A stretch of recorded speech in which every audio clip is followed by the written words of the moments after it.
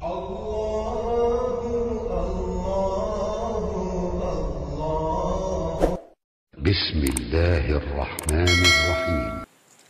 హలీం 24. అల్ హలీం ఓర్పు, క్షమాగుణము లాంటి ఎన్నో పరమోన్నత గుణాలు అల్లాహ్ అల్ హలీంలో కలగలిసి ఉన్నాయి.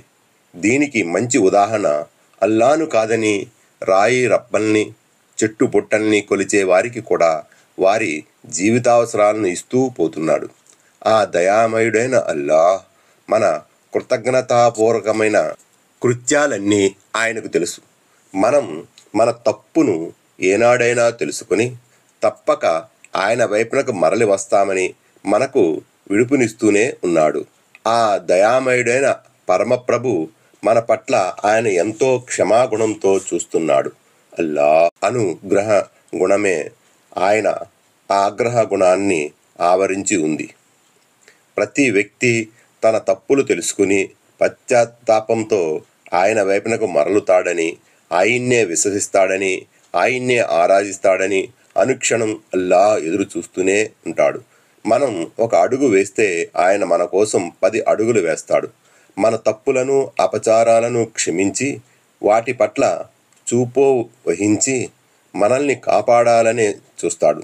మనమే ఆయన్ని అర్థం చేసుకోలేక జీవితకాలాన్ని వ్యర్థం చేసుకుంటున్నాం.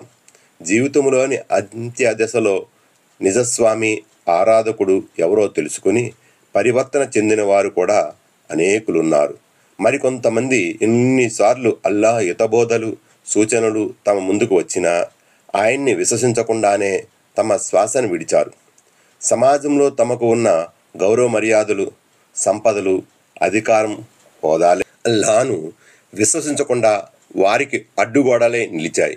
పూర్తి జీవితకాలం వరకు వారికి వ్యవధినిచ్చినా అది వృధా అయిపోయిందే తప్ప ఎలాంటి పరలోక ప్రయోజనాన్ని చేకూర్చలేదు.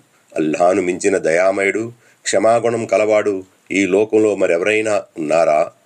పరమ పాపాత్ముడైనా క్షమించి ఆయన చల్లని నీడలో ఆశ్రయం కల్పించాలనే అల్లాహ్ ఆశిస్తున్నాడు.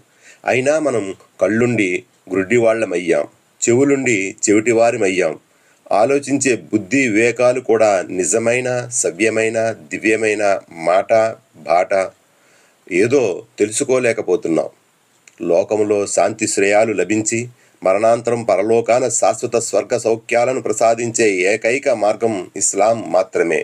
ఇక మన పశ్చాత్తాపమే ప్రాయశ్చిత్తం కావాలని ఆశిద్దాం. అజ్ఞానం వల్ల ఏదైనా చెడ్డ పని చేసి వెనువెంటనే పశ్చాత్తాపపడే వారి పశ్చాత్తాపాన్ని మాత్రమే స్వీకరించే బాధ్యత అల్లాహ్పై ఉంది అని తెలుసుకోండి. అలాంటి వారి పట్ల అల్లాహ్ కరుణాదృష్టితో తిరిగి సుముఖుడవుతాడు. దివ్య ఖురాన్ 4:17.